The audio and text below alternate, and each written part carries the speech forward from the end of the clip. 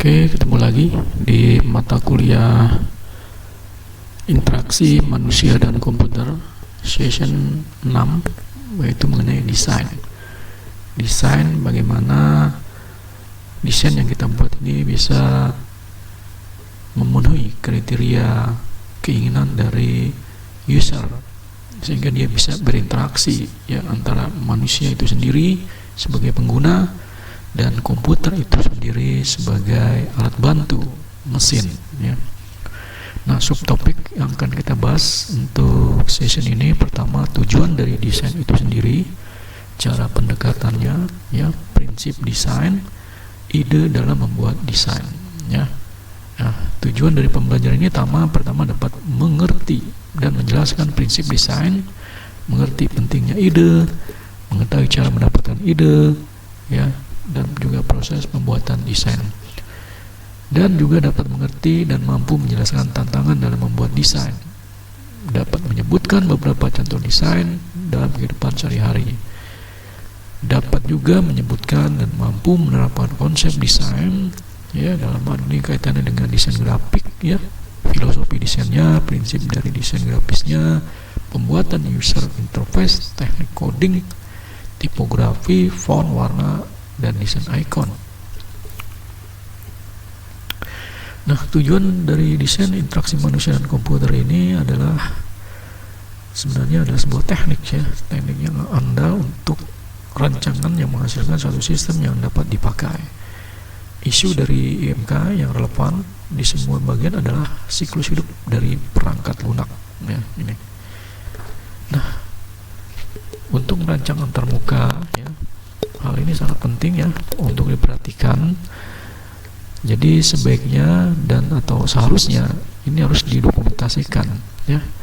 Agar apa? Agar semua pekerjaan ini bisa diidentifikasi dengan baik ya, agar ini bisa terdeteksi ya kesalahannya, agar ini bisa dilakukan implementasi dengan baik ya ini. Nah, dokumentasi rancangan dapat dikerjakan atau dilakukan dengan cara ya, dengan beberapa cara. Yang pertama, bisa kita membuat sketsa terlebih dahulu ya, kita buat konsep ya, kita buat sketsa, lalu kita bisa juga menggunakan alat bantu piranti purwarupa ya, atau alat bantu untuk buat sketsa dengan alat bantu komputer ya, bisa menggunakan Photoshop, CorelDRAW, bahkan yang lebih canggih lagi yaitu seperti computer aided engineering ya ini. Untuk cara yang kedua dan yang ketiga ini memang terlalu kompleks dan rumit dan mahal, bisa juga menggunakan sketsa ya, agar lebih murah, sederhana ya. Nah, cara pendekatan dari program aplikasi pada dasarnya ini ada dua kategori besar ya. Yang pertama, program aplikasi untuk keperluan khusus ya ini, dan yang kedua, program aplikasi untuk keperluan umum publik ya ini. Ya, kalau kita lihat bahwa untuk aplikasi untuk keperluan khusus itu biasanya di request oleh perusahaan ya, di request oleh organisasi. Ini biasanya untuk inventory gudang, pengelolaan data ya, pelayanan ya, reservasi hotel, rumah sakit, maupun kantor-kantor pemerintah ya ini. Nah, sedangkan untuk yang area perangkat lunak yang digunakan untuk publik biasanya untuk umum, yang mana ini sudah dibuat secara baku ya desain tersebut, sehingga mau tidak mau dia harus bisa menerima program yang dibuatnya ya ini.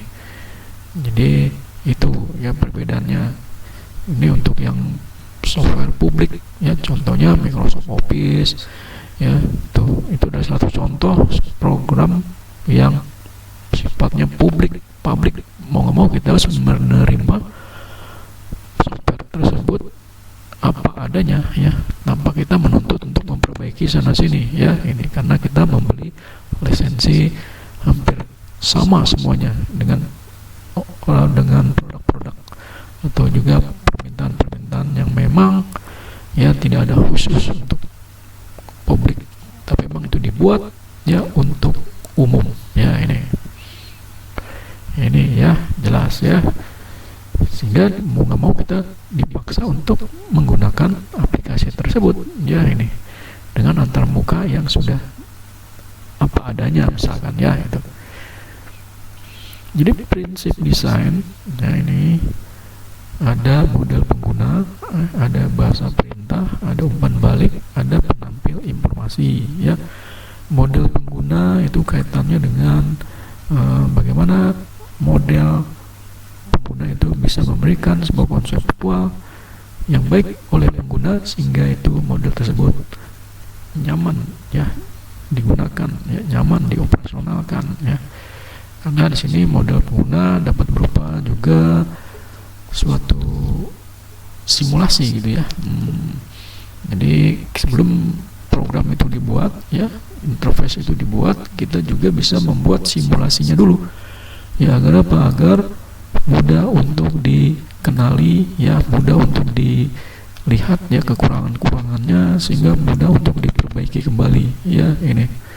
Nah, baru setelah sempurna baru dibuat program yang sebenarnya ya ini, atau desain yang sebenarnya ya ini.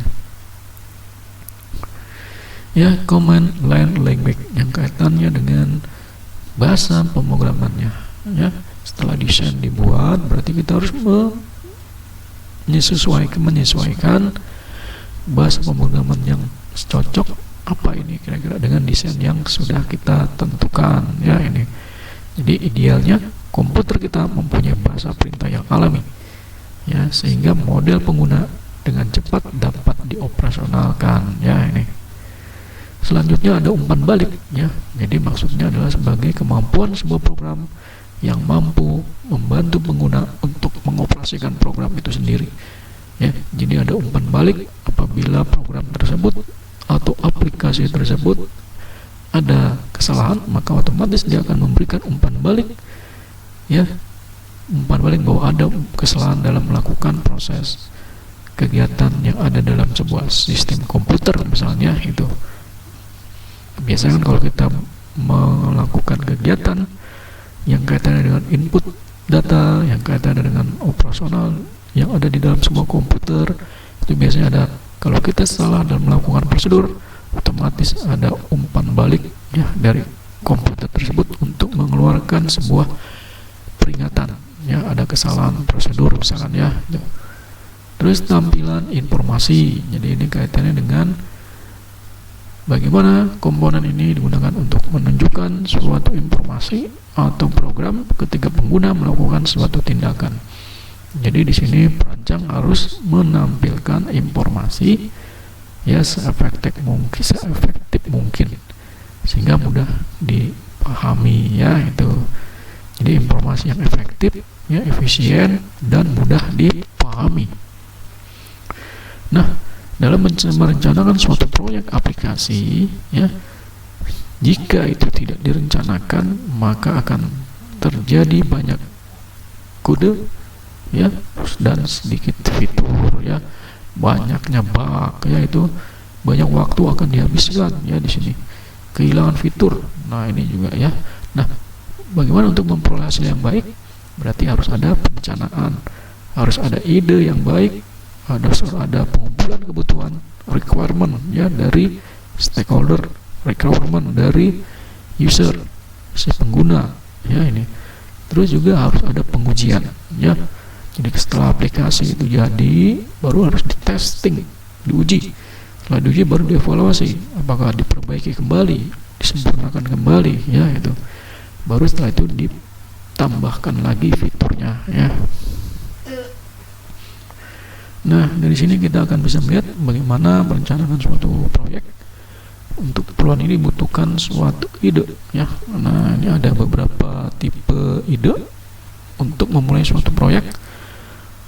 Pertama itu memperbaiki atau membuat suatu lebih baik ya itu. Terus yang kedua, ide baru di mana pemrogram akan membuat sesuatu yang benar-benar baru ya ini. Terus yang ketiga, kebutuhan akan pasar ya. Nah, inilah tiga hal yang harus dimulai pada suatu proyek ya. Nah, dari situ kita bisa lihat bahwa semua ide teknik catalyst. Nah itu ya, sebaiknya seorang pemrogram tidak langsung mewujudkannya, tetapi ada beberapa hal yang di sini harus diperhatikan. Pertama, jadi apakah sudah berapa banyak program itu atau persiapan checklist itu telah dibuat gitu ya ini. Terus berapa biayanya yang dibutuhkan, nah itu harus dicek juga ya. Terus berapa luasan penggunanya ya, nah, itu apakah banyak penggunanya, pemakainya, berapa lama proses dalam pembuatan aplikasi tersebut misalkan ya. Terus apakah ide ini lebih baik ya dari yang sebelumnya gitu ya, dari yang sudah ada gitu ya ini.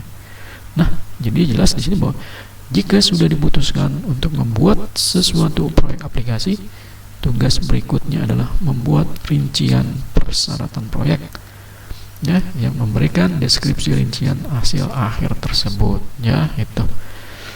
Ya, jadi jika persyaratannya sudah dipetakan secara detail baik fungsi input maupun fungsi outputnya, maka perlu ditinjau kembali ya itu, apakah masih perlu diubah atau diperbaiki.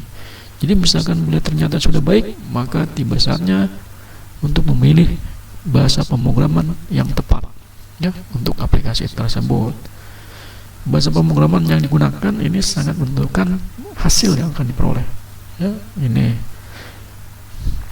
pengujian terhadap suatu aplikasi yang telah dibuat ini berarti dilakukan untuk menemukan apa? Untuk menemukan berbagai kesalahan yang mungkin terjadi sewaktu-waktu aplikasi tersebut dijalankan. Nah, inilah fungsinya pengujian atau testing ini ya. Jadi kesalahan-kesalahan itu nanti juga harus bisa dibuatkan dokumentasinya ya itu. Oke ya, ini session kita untuk interaksi manusia dan komputer mengenai tema desain. Sampai ketemu lagi di session 7. Assalamualaikum warahmatullahi wabarakatuh.